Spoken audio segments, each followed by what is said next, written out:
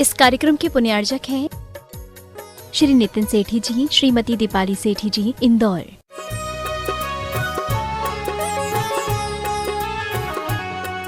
जय श्री ओम नमः सिद्धेभ्यः। सर्वमंगलमांगल्यं सर्वकल्याणकारकं प्रधानं सर्वधर्माणां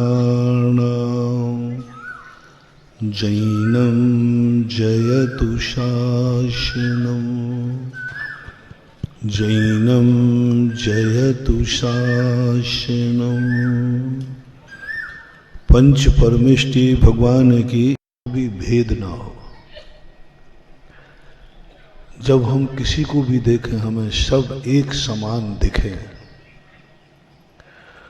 जब हमें वस्तु एक समान दिखेगी और एक समान हमारे ध्यान में आएगा,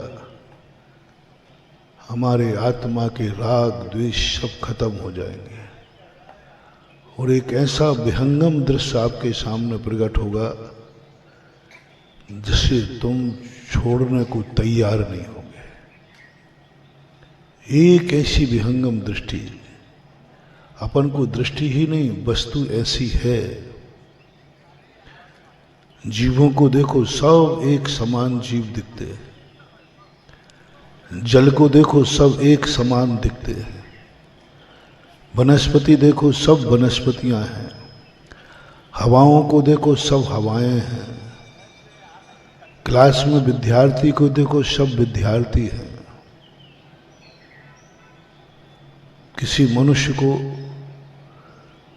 एक मनुष्य के रूप में देखो तो सब मनुष्य दिखते हैं, पुरुष के रूप में देखो तो पुरुष दिखते हैं, स्त्री को स्त्री के रूप में देखो सब स्त्रियां दिखती हैं। इस दृष्टिकोण से जब अपन ज्ञान लेते हैं इसे द्रव्य दृष्टि बोलते हैं। आप लोग इस दृष्टि को कम अपना पाते हैं। आप लोगों का दृष्टिकोण ऐसा नहीं बन पाता। ये हम साधु लोगों की दृष्टियां हैं। हम साधु लोगों के लिए यही दृष्टि हम लोगों की साधुता कायम रखती है। हम लोगों के जो वीतराग भाव होते हैं उसका रहस्य यह दृष्टिकोण। हम पक्षपात नहीं कर पाते क्योंकि हमें सब एक समान दिखते। अपने और पराये का भेद ही नहीं कर पाते क्योंकि अपने पराये का भेद छोड़ दिया। हम किसी को अच्छा आशीर्वाद दूं, किसी को नहीं दूं, ये हो नहीं सकता क्योंकि हमें सब एक समान मनुष्य दिखते हैं। हमें राजा सैनिक और महारानी छेलना दोनों एक समान दिखते हैं। कितनी बड़ी दृष्टि है। जिस व्यक्ति ने गले में सर्प डाल दिया, इतनी यातनाएं दी, रात भर चींटियों ने उसके शरीर को छल्ली बना दिया, और जिस व्यक्ति ने उपसर्ग दूर किया, दोनों को एक समान आशीर्वाद। दुनिया में ऐसा कोई नहीं होगा जो मारने और बचाने वाले को एक दृष्टि से देखे, एक समान देखे। आप लोगों की ये बस की बात नहीं है महाराज जी, ये तो नहीं होगा। मारने और बचाने वाले को दोनों को हम बराबर जय जयनंद करें, आपकी बस की बात नहीं। हम लोगों का मैटर है। यशोधर महाराज की क्या दृष्टि रही होगी। दोनों में किंचित भेद भी नहीं किया, दोनों को आशीर्वाद, कल्याण भवतु, धर्म लाभ भवतु। क्यों? क्या सोचा होगा महाराज ने, कैसा मन में भाव आ गया होगा। कुछ नहीं महानुभाव, इतना सा भाव आया, राजा सैनिक ने जो मेरे साथ किया उसमें असाता कर्म का उदय था और महारानी चेलना ने किया, उसमें साता कर्म का उदय था। कर्म तो दोनों ही थे, दोनों ही कर्म थे। उसने सर्प डाला, अशाता कर्म का उदय आ गया। इसने दूर कर दिया, शाता कर्म का उदय आ गया। क्या फर्क पड़ता है? एक सोने की बेड़ी और एक लोहे की बेड़ी। बेड़ी तो बेड़ी है, बेड़ी तो बेड़ी है, बंधन तो बंधन है। दोनों को कहां नकार सकते? दोनों को नकारने की कौन सी बंधन है? चाहे सोने से बांधो, चाहे कैसे। कर्म से कोई पीट रहा है, चाहे चमड़े का जूता हो, चाहे सोने का जूता हो, जूता तो जूता ही। कर्म तो कर्म है, चाहे पुण्य कर्म उदय में आए, चाहे पाप कर्म के उदय आए। दोनों हमारी आत्मा को बांधते हैं, दोनों हमारी आत्मा का द्रोहित करते हैं। ये दृष्टिकोण जब वीतरागी मुनि का जागता है, तब उसमें दोनों में भेद नजर नहीं आता। कंचन और कांच में भेद नजर नहीं आता। और यहां तक चला जाता है व्यक्ति की वीतरागता, स्त्री और पुरुष का भी भेद नजर नहीं आता। यहां तक चली जाती है वीतराग दृष्टि, स्वर्ग और नरक का भी भेद खत्म हो जाता है। क्या स्वर्ग, क्या नरक? एक में शाता कर्म की बेड़ी है, स्वर्गों में सोने की बेड़ी से बंध रहा है, और नरकों में लोहे की बेड़ी से बंध रहा है, बंध तो रहा है। और इस दृष्टिकोण को आए बिना व्यक्ति को वीतरागता प्रकट नहीं होगी, साधुता चाहिए। लेकिन यही दृष्टिकोण सभी जीव अपना लें, यही ये दृष्टिकोण है। ये दृष्टिकोण परम पवित्र है। ये दृष्टिकोण के बिना कल्याण नहीं होने वाला। लेकिन यह दृष्टिकोण भी हर व्यक्ति के लिए छूट नहीं है। ये दृष्टिकोण साधु के लिए है। यदि और ये दृष्टिकोण उस समय है जब तुम संसार मिटाना चाहो, संसार से ऊब चुके हो, पाप से नहीं, अशुभ कर्म से नहीं घबराए हो, शुभ कर्मों से घबरा गए हो, पुण्य के उदय से घबरा गए हो, गरीबी से नहीं, अमीरी से घबरा गए हो, अमीरी से, गालियों से नहीं, जयकारों से घबरा गए हो। सब तरफ से तुम्हारा सुख है। कौन बनता है मोक्ष मार्ग साधु? जो अशुभ कर्मों से घबराकर, दुखों से घबराकर, गरीबी से घबराकर, परेशानियों से घबराकर जो जैन धर्म को अपनाता है, वो एक ना एक जैन धर्म को छोड़ता है। क्योंकि वो परेशानियों से घबराकर आ गया, बन गया साधु, बन गया साधु। क्योंकि पुण्य कर्म का उदय नहीं था, पढ़ने लिख नहीं पाया तो साधु बन गया, कमाने नहीं मिला तो बाबा जी बन गए, कुछ नहीं मिला तो। जब जब पाप कर्म का उदय हो, अशुभ कर्म का उदय हो, जब जब तुम्हें धर्म करने का भाव आ जाए, उसको धर्म की कोटि में मत गिनना। तुम संसार में कहीं धोखा खा गए हो, लुट गए हो, पिट गए हो, अब कुछ नहीं बचा है, तो तुम्हारा मन आ जाए कि हम बाबा जी बन जाएं। मत बन जाना, भिखारी बन जाना, लेकिन साधु मत बनना। क्या कह रहा हूं मैं? सब तरफ से तुम्हारे अशुभ कर्म का उदय आ गया, अब कुछ बचा ही नहीं। अब एक तरीका है कि या तो दीक्षा ले ले तो 2 रोटी मिल जाएगी, और या फिर भीख मांग ले तो 2 रोटी मिल जाएगी। इन दोनों में से एक चयन करना, तीसरे उपाय सारे बंद हैं। किस्मत अब कहीं साथ नहीं दे रही। अब 2 रोटी मिलना भी जिंदगी में नसीब नहीं है। मां 2 तरीके हैं, साधु बन जाओ या भिखारी बन जाओ। मेरा प्रसंग है आज का, साधु मत बन जाना, भिखारी बन जाना। क्योंकि 2 रोटियों के लिए साधु मत बनना। साधु को पद को इतना सस्ता मत मानना कि 2 रोटी के लिए तुम ले लो। इतना सस्ता मत मानना साधु पद को। ये साधु पद वो है जिसे तीर्थंकरों ने धारण किया है, चक्रवर्तियों ने धारण किया है। तुमने कितने के लिए धारण कर लिया? 2 रोटी के लिए, आजीविका के लिए। तुम्हें कभी ऐसा लगे कि साधु बन जाएंगे तो आजीविका चल जाएगी? इतना बहुत बड़ा पाप, बहुत बड़ा पाप। मुनि बनने का पुण्य तो लगेगा नहीं। मुनि बनने का जो तुमने निर्मूलन किया है, मुनि पद का जो अपमान किया है कि 2 रोटी के लिए तुम मुनि पद धारण किया, ये पाप तुम्हें 100 जन्म तक पेरेगा। इससे अच्छा है 2 रोटी के लिए ही यदि तुम्हें कुछ चाहिए है तो बहुत सस्ता रास्ता है, सरल। गारंटी मैं ले रहा हूं, कोई पाप का बंध नहीं होगा।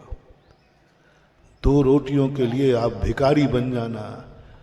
भिखारी बनना कहीं पाप नहीं है, भिखारी बनना अशुभ नहीं है। भिखारी बनने में कोई अशुभ कर्मों का बंध नहीं होता। भिखारी बनना कोई निंदनीय नहीं है, क्योंकि पेट तो भरना ही है। भिखारी बन जाना, तुम्हारी गारंटी मैं लेता हूं, तुम्हारा कल्याण हो जाएगा।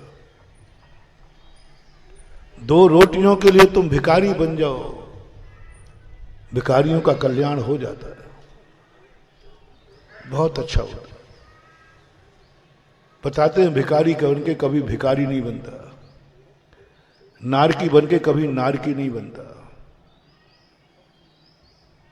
क्योंकि उसने क्या करता, भीख मांग ली। और भीख मांगते समय उसके इतने कर्मों का क्षय होता है, मान कसाय का क्षय, अपमान सब क्षय हो जाता है। लेकिन 2 रोटियों के लिए यदि तुम साधु बन गए तो आई एम सॉरी प्लीज, मैं तुम्हारा कल्याण नहीं कर पाऊंगा, तुम्हारी जमानत नहीं ले पाऊंगा। कल मैंने कहा था, बहुत बड़ी बात कही थी, भगवान से तुम्हारी कभी बनेगी नहीं, ये पक्का है। भगवान की दृष्टि में तुम सब अपराधी हो।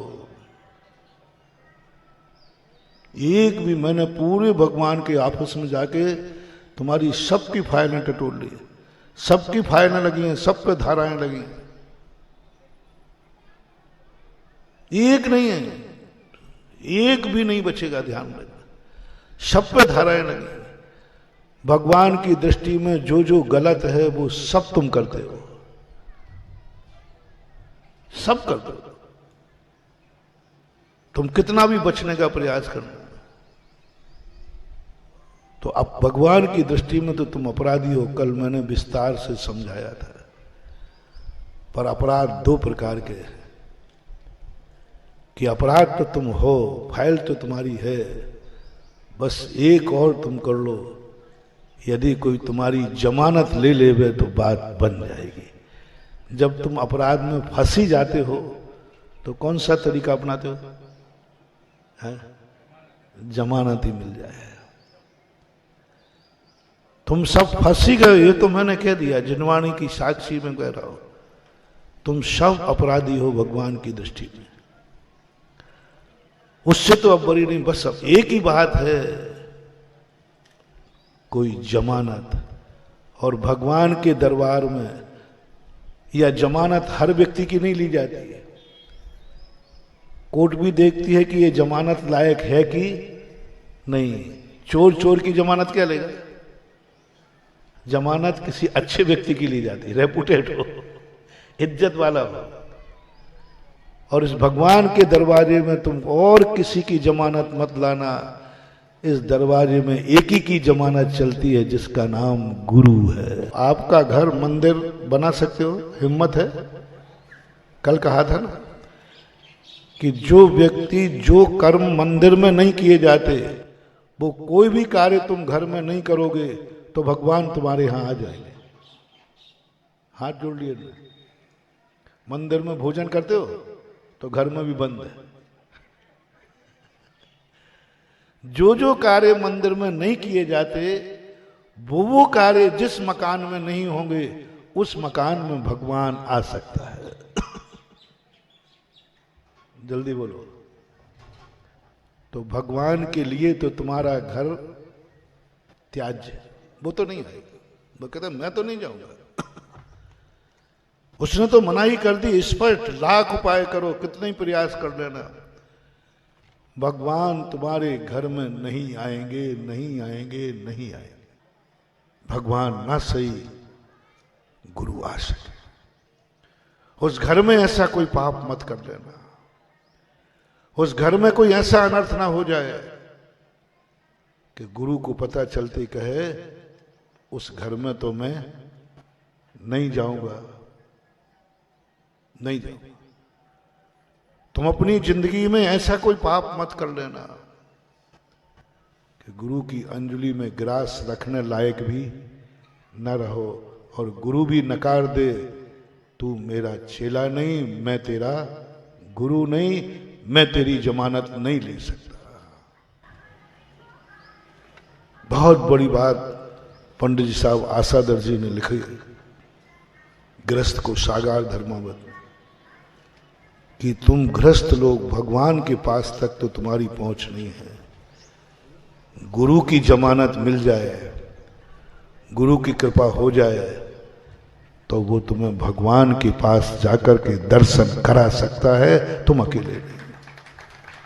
गृहस्थ नहीं कर सकता, गृहस्थ की भूमिका नहीं, गुरु है। इसलिए तुम्हारे गृहस्थों के लिए कल मैंने कहा था, जो कुछ भी तुम कर रहे हो, मैं किसी के लिए मना नहीं कर रहा हूं, आपको जो धंधा करना हो वो करिए, बस इतना ध्यान रखिए, ये धंधा यदि मैंने शुरू किया, गुरु को पता चला, तो गुरु के दरवाजे मुझे बंद तो नहीं हो जाएंगे। गुरु कहीं मेरे से हार लेना बंद तो, गुरु कहीं मेरे घर आना मना तो नहीं कर देंगे। बस जो तुम्हें धंधा करना हो करो, बस ऐसा धंधा मत करना जिससे गुरु छूट जाए, गुरु से बिगाड़ हो जाए। चाहे भली भीख मांग लेना, चाहे भली भूखों मरो तो मर जाने देना, लेकिन ऐसा धंधा नहीं करना जिसमें गुरु से वंचित। ऐसा भोजन मत करना, गुरु को पता चल जाए कि ये भोजन करता है तो गुरु कहे मैं तेरे हाथ से आहार तो नहीं ले सकता, तू मुझे नहीं छू सकता क्योंकि तू ऐसा भोजन करता है। तो जो तुम्हें खाना हो खाओ, बस खाते समय इतना सोच लो कि इस खाने के बाद मेरा गुरु तो नहीं छूट जाएगा। पीना हो पियो, शराब पियो, खूब पियो, जम के पियो, मुझे कोई ऐतराज नहीं है। बस यदि तुम मुझे गुरु मानते हो तो मेरा नेचर देख लेना कि पीने के बाद गुरु महाराज तुम्हें अपना लेंगे, तुम्हारे हाथ से आहार ले लेंगे। यदि जैसी आवाज आए नहीं गुरु छूट जाएगा, फेंक देना उसको तुरंत। पी सकता हूं, पीने की ताकत है, पैसा है, लेकिन मैं नहीं पीऊंगा क्योंकि इसके पीने के बाद मेरा गुरु छूट जाएगा। मैं भगवान को छोड़ सकता हूं, भगवान ने मुझे छोड़ दिया, लेकिन मैं गुरु को नहीं छोड़ सकता हूं। पंचम काल में पहुंच तुम्हारी भगवान तक नहीं, गुरु तक। पंचम काल में तुम्हारी पहुंच भगवान तक नहीं, गुरु तक है। भगवान तक भी पहुंचाएगा तो गुरु पहुंचाएगा। मंदिर में भगवान आएंगे किसके बुलाने से? बुला के दिखाओ, तुम भगवान को बुला लो, हिम्मत हो तो डायरेक्ट कर लो पंचकर्मा, लाओ मूर्ति जयपुर से और कहो आ जाओ शांतिनाथ भगवान, हाँ आ जाए, तेरे बाप के नौकर हैं जो आ जाए, बुला के दिखा दो।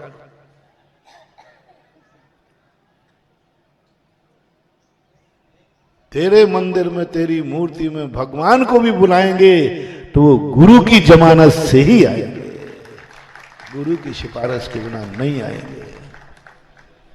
आज कुछ लोग बिना गुरु के प्रतिष्ठाएं कर रहे हैं। वे भगवान भाव प्रतिष्ठाएं नहीं, वो स्टेचू है, उसमें भगवान है ही नहीं। जिन भगवानों की मूर्तियां मुनि महाराजों से प्रतिष्ठित न हो, ना वे वंदना के योग्य हैं, ना वे अभिषेक के योग्य है, ना वे पूजा के योग्य हैं, वो तो स्टेचू है। स्टेचू जानते हैं? आकृति है, प्राण प्रतिष्ठा नहीं, भगवान आ ही नहीं सकता। स्पर्श जिनसेन स्वामी ने लिखा कि पंच कल्याणक में सबसे पहले दिगंबर मुनि चाहिए, बाकी सब बाद की चीज है, क्योंकि उनके सिफारिश के बिना भगवान उस मूर्ति में विराजमान होंगे ही नहीं। तो तुम्हें भगवान भी मिलेंगे तो किसकी जमानत पर? इसलिए महानुभाव, कल की बहुत मार्मिक बात को मात आज स्मृति में ले रहा हूं भूमिका में।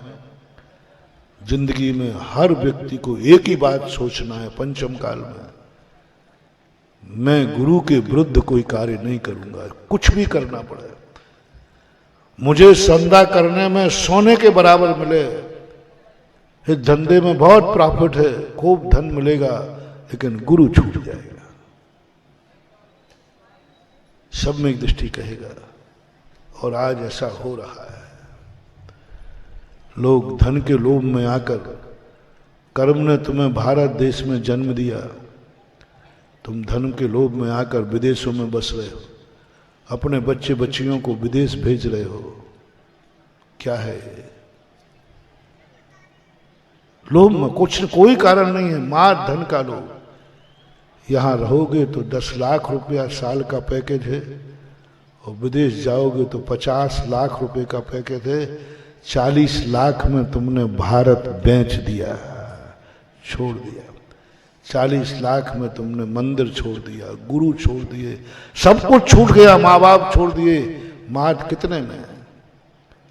तो जाओ, तुम्हें कर्म कहेगा, अब तुम्हें धन ही मिलेगा, परिवार, धर्म और गुरु मिलने वाले नहीं है, क्योंकि तुमने छोड़ दिया। तो ऐसी स्थिति को लेकर के, गुरु की स्थितियों को लेकर के तुम्हारी स्थिति यहां तक पहुंच सकती। साधु की जो स्थिति होती है, जिसको मैंने प्रारंभ में कहा था, वो एक ऐसी अभेद धारा में बह जाता है जहां संसार मिटाना है। आपको बोलो, संसार मिटाना है कि संसार संभालना है? परिवार को संभालना है कि परिवार को छोड़ना है? परिवार को छोड़ना हो तो द्रव्य दृष्टि में आ जाओ, निश्चय दृष्टि में आ जाओ, अभेद दृष्टि में आ जाओ, जहां सोने की और लोहे की बेड़ी एक समान दिखे, पुण्य पाप में कोई भेद नहीं दिखे। लेकिन आप लोग ऐसे कर नहीं सकते। इसलिए जो बात मैं कह रहा था, जब तुम मन में दुखी हो, उस दिन माला फेरने का भाव आवे, उसको धर्म में मत गिनना, उसको औषधि में गिनना, दवाई में गिनना, मजबूरी में गिनना। दवाई तुम खाते हो कि खाना पड़ती है, हैं? तो आज की माला किस लिए फेरी? अब महाराज समझो बात को। बहुत परेशानी थी, मरीज मेरा परिवार का व्यक्ति ऑपरेशन थिएटर में था, तो मैंने नमोकार मंत्र की माला फेरी। और नमोकार मंत्र की माला नहीं है, वो एक दवाई फेरी तुमने, दवाई है। वो शांति धारा भगवान का अभिषेक नहीं है, वो औषधि है। क्योंकि आपने संकट निवारण के लिए किया। मैं मना नहीं कर रहा हूं, मैं दवाई का त्याग नहीं करा रहा हूं। दवाई का त्याग करा के मैं हत्यारा बनूंगा? मैं कहूंगा आज के बाद कोई दवाई नहीं खाएगा, बहुत बड़ा दोष हो जाएगा। नहीं, मैं दवाई का कभी त्याग कराता नहीं, बल्कि ये और कहता हूं, कोई चीज का त्याग हो और दवाई के रूप में लेना पड़े तो छूट दे देता। कोई ने कहा महाराज जी मैं चारों प्रकार के अन्न जल का त्याग करता हूं और अभी जवान बच्चा है, तो मुझे कहना पड़ता है ठीक है चारों प्रकार के अन्न जल का त्याग कर दे, दवाई की छूट रख लेना। मुझे कहना पड़ता है, नहीं तो ये छोकरा मर जाएगा दवाई की छूट रख लेना। महाराज मैं सदा अष्टमी 14 उपवास करूंगा, ठीक है हाली बीमारी की छूट रख लेना। देखो कितना है जैन दर्शन। तुम कह रहे हो मैं अष्टमी 14 उपवास करूंगा, उपवास अच्छी चीज है, लेकिन गुरु महाराज क्या कहते हैं, हाली बीमारी की छूट रखना। यदि ये छूट नहीं रखी, कल के दिन 14 के दिन ही उसको ऐसी बीमारी हो गई, डॉक्टर कहता है इसको पानी दो नहीं तो ये मर जाएगा। बोलो वो उपवास हत्यारा हो जाएगा। 10 उपवास करने वाला एक शिविर में शिविरार्थी था, आखिरी दिन का 13 का उपवास, 9 उपवास हो गए, 9 उपवास हो गए, आखिरी एक उपवास। रात में उसकी तबीयत बिगड़ी। डॉक्टर कहते हैं कि साहब इसी समय ये मरीज को मेरे हवाले करो, ग्लूकोज की बोतल चढ़ेगी रात के 11 बजे। 10 लाख क्षण पर्व, 10 उपवास करने वाला जीव, एक उपवास बाकी है।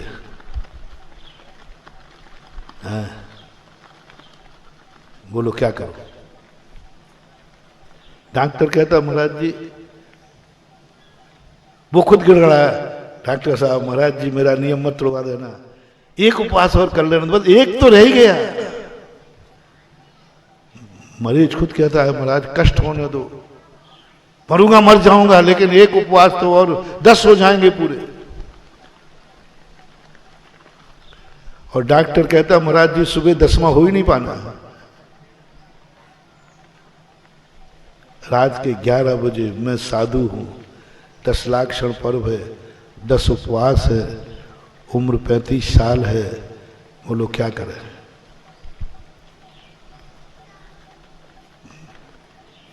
मरने दें या बचाएं? बचाते हैं तो व्रत टूटता है 10 लाख क्षण पर्व में, रात में 11 बजे बोतल चढ़ेगी, दवाइयां खाना पड़ेगी, और नहीं चढ़ते हैं तो सुबह अर्थी निकलेगी। निर्णय करो, फैसला करो। जैन धर्म के उपवास जियो और जीने दो है या मरो और मरने दो के लिए है। बोलो मूल नारा क्या है? रात के 10 बजे मैंने टेक टू ऑर्डर, जाओ इसी समय जैसे बने इसके प्राणों की रक्षा होना चाहिए। यह है जैन दर्शन। मरीज नहीं चाह रहा, मरीज कह रहा मर जाए। यदि सच्चा गुरु है तो मरीज के अनुसार नहीं चलेगा, तो कहेगा नियम तोड़ दो, 10 लाख क्षण पर्व तोड़ दो, अभी टूटेगा पुनः प्रायश्चित हो जाएगा, मर जाओगे तो प्रायश्चित भी लेने लायक नहीं रहो। पूज्य गुरुदेव ने एक बार उपवास किए, मुक्तागिरी की बात। प्रतिदिन आचार्य जी कहते हम लोग जाते कमंडल लेकर के, आचार्य जी हार करो, बोले नहीं नहीं आज नहीं उठता हूं, तुम लोग उठ जाओ। प्रतिदिन ऐसे करते करते 9 दिन हो गए, 9 उपवास हो गए। तो जब 10वां उपवास था तो हम लोग कमंडल लेके गए नहीं, मैंने कहा अब 10वां तो करेंगे। अरे यार भाई कौन छोड़ेगा, एक उपवास कौन छोड़ेगा? 10वां तो आचार्य जी करेंगे ही करेंगे। तो 9 तक तो हम लोग कमंडल ले गए, 10वें उपवास में कमंडल सब ने, पूरे सब महाराज ने कहा, बोले अब तो काय को कमंडल ले जा रहे, कमंडल ले जाए क्या करोगे? अब 10वें उपवास में तो आचार्य श्री उठेंगे ही नहीं, 10 तो करेंगे ही पूरे। और हम लोग पहुंच करके किसी ने कुछ नहीं बोला है, और सब लोग, हम लोग आहार के लिए भक्ति करने लगे। तो आचार्य श्री कहते आज हमारा कमंडल क्यों नहीं लाए? तो हम लोगों ने क्या सोचा कि शायद आचार्य श्री गिनती भूल गए। तो हमने कहा, हम लोगों ने कहा आचार्य श्री अभी 9 हुए हैं, 1 तो बाकी है। तो आचार्य श्री कहते तुम्हें गिनती नहीं आती, गिनती तो मुझे भी आती है, मुझे भी मालूम है कि 9 हुए, लाओ कमंडल लाओ। कमंडल ले लिया। हम लोगों का दिमाग खराब, मैंने कि एक और कर लेते, क्या आफत हुई, इतने कष्ट। पारणा हुई, आहार हुई, दोपहर के बाद आचार्य के पास बैठे।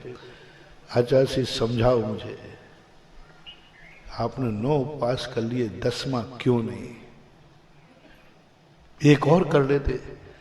प्रायः समाज में 10 उपवासों की है ना, 10 उपवासों की परंपरा है, 10 उपवास कर लिए।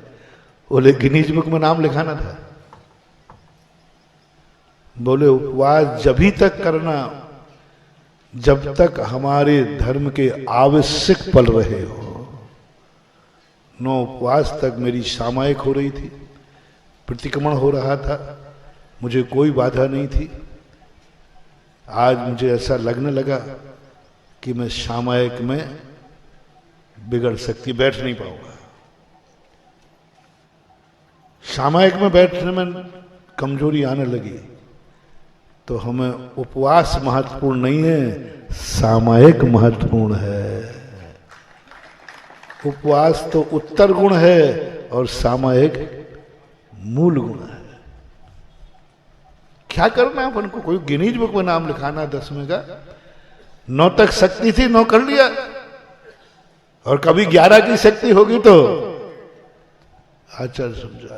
तब से वही बात मुझे याद में आई कि नहीं, जैन दर्शन मरो और मारो का नहीं है, जैन दर्शन जियो। और जिस धर्म के माध्यम से हमारी स्थिति बिगड़ जाए, वहां धर्म को गौण कराते हैं गुरु महाराज, आदेश देते हैं नहीं। इसलिए आप लोगों से कहना, जो मजबूरी में किया जाता है वो दवाई कहलाती है, औषधि। और औषधि का लक्षण होता है एक कब छूटेगी। औषधि लेते समय क्या भाव आता है? कब छूटेगी। इसलिए जब जब तुम्हारे लिए बुरे दिनों में, संकट के दिनों में धर्म करने का भाव आवे, तो उसे धर्म नहीं कहना, उसको क्या कहना? दवाई।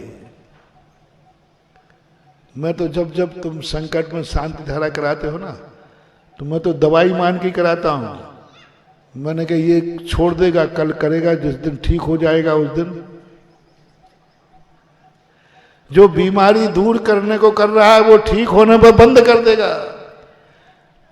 जो बीमारी के समय नमोकार मन पड़ रहा है, ठीक होते ही बंद कर देगा। जो संकट में महाराज का भगत बन रहा है वो संकट दूर होते ही छोड़ देगा। जो धर्म संकट में कर रहा है उसको गिनती में नहीं लेना, करना करना तत्व दृष्टि दे रहा हूं। जब तुम्हारे बुरे दिन आए तो धर्म ही करना। क्या करोगे? धर्म ही करो। क्या करो? करना, लेकिन उसको धर्म की गिनती में नहीं आना, क्योंकि दुकान पे घाटा लग गया, दिवालिया हो गया। धर्म की कोटि समझना। जिस दिन तुम्हारे सुख का दिन हो, ऐसा लगे पुण्य की पौवारा हो, गरीबी से नहीं अमीरी से ऊब गए हो, अमीरी से ऊब गए हो, पुण्य के फल से ऊब गए हो, सोने की बेड़ी से ऊब गए हो। चारों तरफ से पुण्य पुण्य है। झोपड़ी नहीं, 84 खंड का महल है और वो तुम्हें जेल लगने लगे। देखना, धर्म की कोटि समझना। तुम्हारा महल है, बहुत बढ़िया महल है, झोपड़ी वाले को नहीं कह रहा हूं, फुटपाथ वाले से नहीं कह रहा हूं। फुटपाथ करने वाला सोचे कि इससे अच्छा तो हम महाराज बन जाए तो कम से कम संतशाला में, नहीं, 84 खंड का महल है, बहुत अच्छी हवेली है, उसमें कभी तुम्हें ऐसी अनुभूति हो जाए ये महल नहीं, घर कारागृह है, कभी हो जाए, ये हवेली नहीं, ये जेल है, एक क्षण को हो जाए, एक क्षण को आनंद दिया जाए, तुरंत नोट करना, तुम धर्मात्मा बनने के योग्य हो, क्योंकि तुम्हें हवेली जेल महसूस, घर कारागृह। वनिता बेड़ी, वो बेड़ी स्त्री नहीं जो तुमसे झगड़ा करती है, जो तुम्हारे घर को नरक बना दिया है, वह स्त्री, वह पुरुष जो तुम एक दूसरे को बहुत प्राणों से प्यारा चाहे, जो दोनों एक दूसरे के अनुकूल हो, कोई दुर्गुण नहीं, कोई किसी प्रकार का राग द्वेष नहीं, और कभी तुम्हारे ध्यान में आने लग जाए कि यह जो बेड़ी पर स्त्री है, शादी कर ली मैंने, बेड़ी बन गई।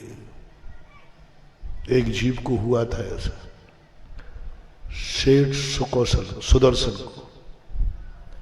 सेठ सुदर्शन के पिताजी दीक्षा ले रहे थे,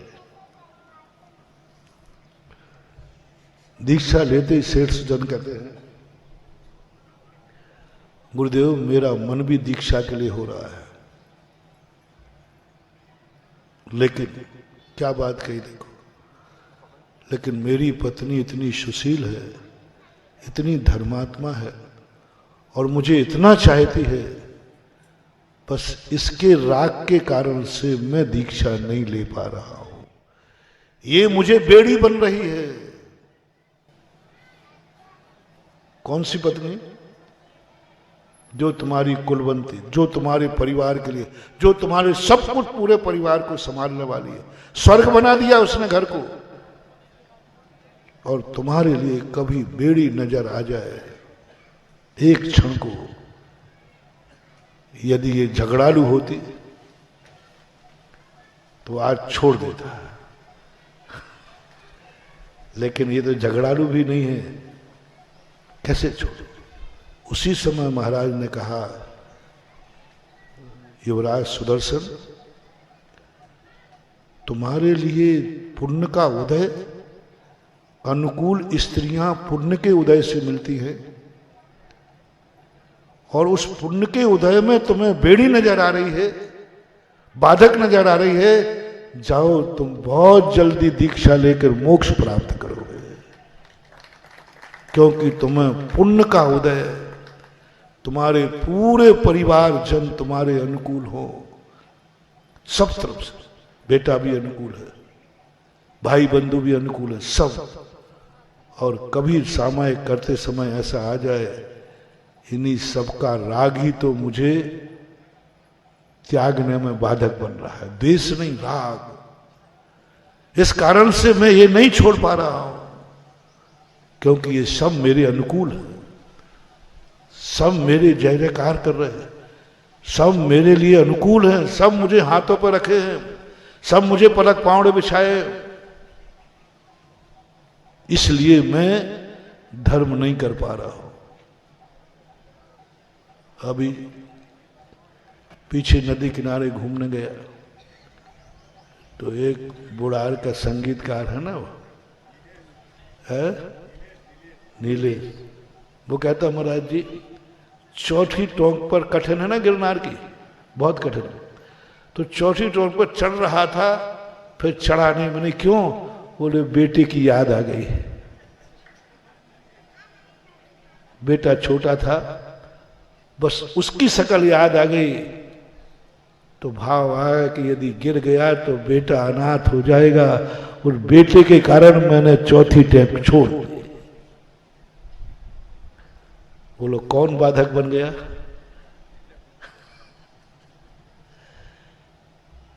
बोले और कुछ कारण नहीं था, सब चढ़ रहे थे, लेकिन मेरा पैर मेरे अपने कारण नहीं, मैंने कुछ विकल्प नहीं था, मरूंगा मर जाऊंगा। लेकिन जैसे ही बेटे की याद आई तो ऐसा लगा पापा मेरे लिए तो जिंदा रहो। होता है ऐसा कि नहीं होता है।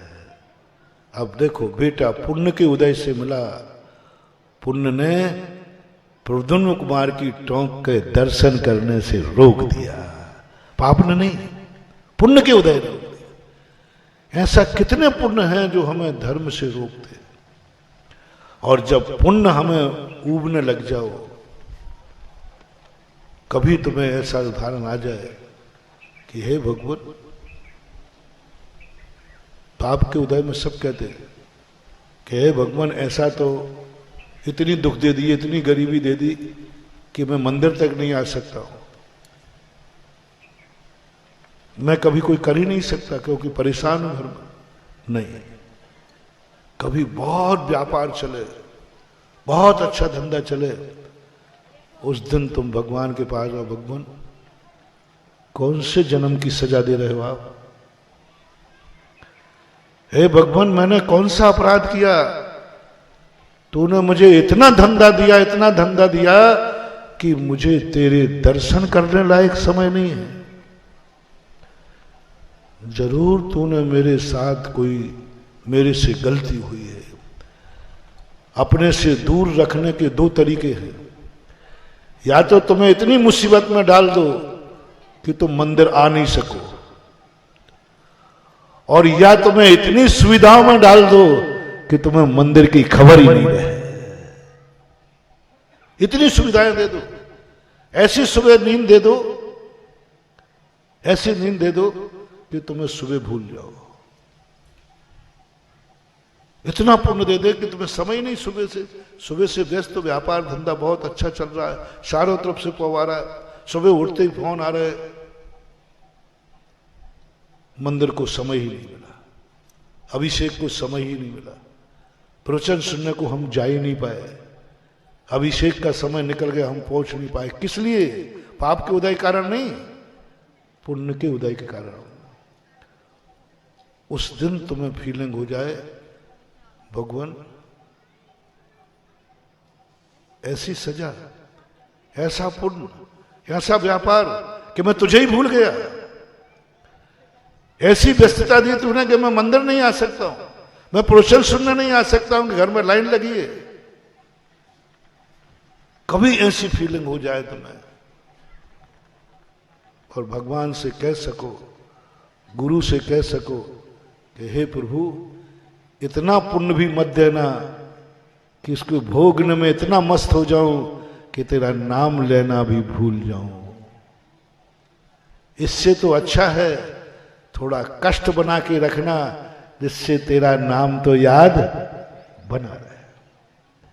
धर्म रत्नाकर ग्रंथ में कहा है, सम्यक दृष्टि ने कहा, भगवान हम संसारी लोग हैं, हमारे ऊपर ज्यादा कृपा मत करना, मेरे ऊपर ज्यादा कृपा मत करना, नहीं तो सबसे पहले मैं आपको भूलूंगा, सबसे पहले मैं धर्म को भूलूंगा, सबसे पहले मैं गुरु को भूलूंगा, सबसे पहले मैं नमोकार मंत्र को भूलूंगा, क्योंकि आपने इतना दे दिया, इतना दे दिया कि हम उस भोगने में भौरे के समान मर जाएंगे। और आपने देखा होगा जितने बड़े आदमी होते हैं ना, ये धर्म कम करते हैं। एक बच्चा था,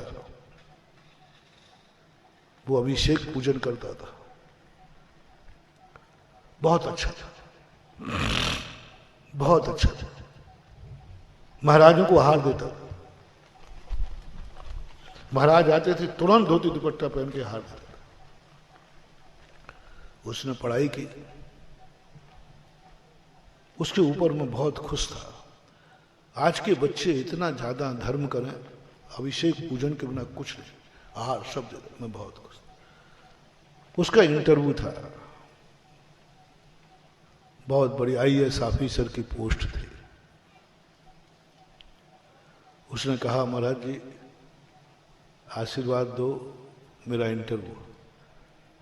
मैंने उस दिन तहे दिल से आशीर्वाद दिया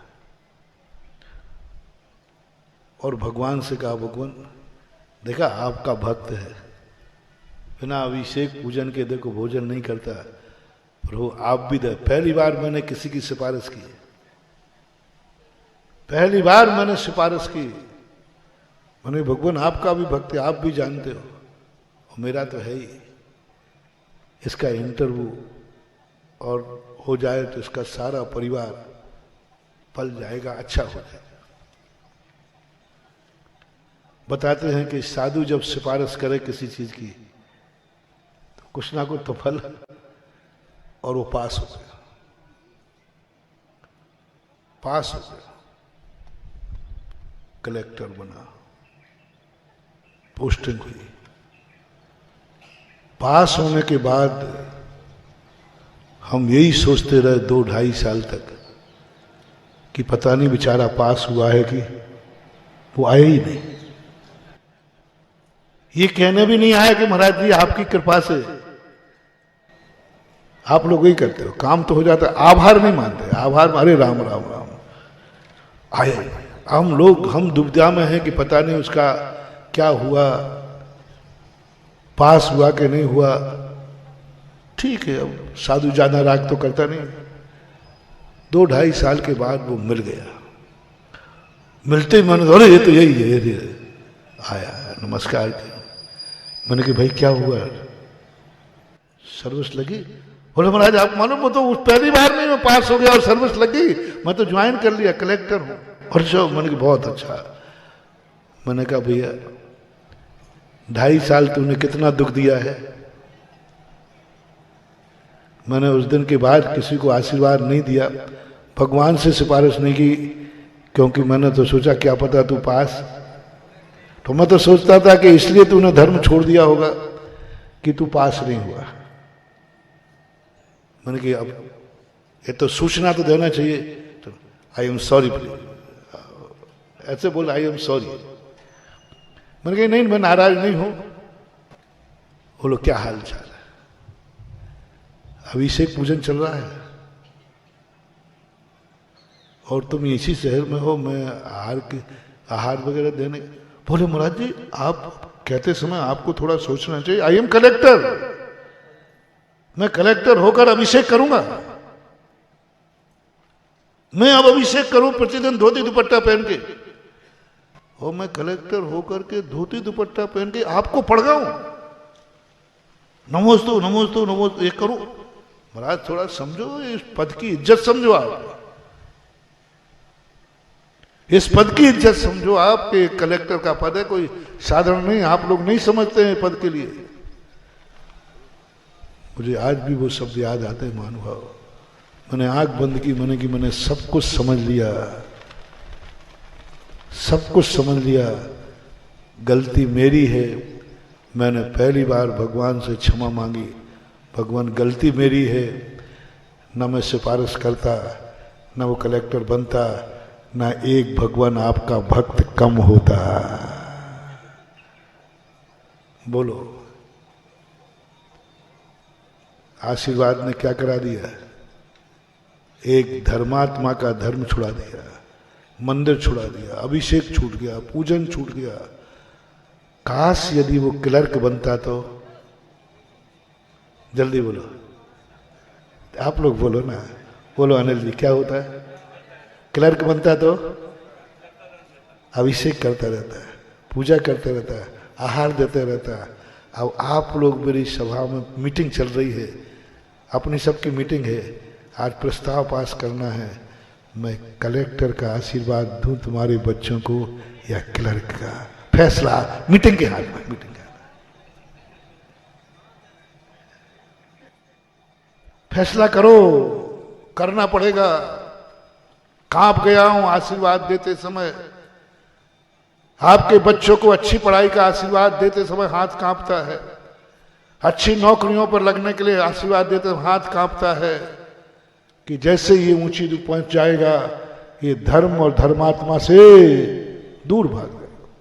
आज तो बच्चों को अच्छे नंबर लाने पर डर लगता है, यदि अच्छे नंबर आ गए तो ये देश छोड़ के विदेश चला जाएगा। अच्छी नौकरी लगी तो ये मंदिर आना बंद कर देगा, अच्छी नौकरी कर गई तो गुरु को छोड़ देगा, माला छोड़ देगा। बोलो भाई मैं धर्मात्मा जीव हूं, इस मीटिंग का जो प्रस्ताव पास होगा उसको मैं फॉलो करूंगा।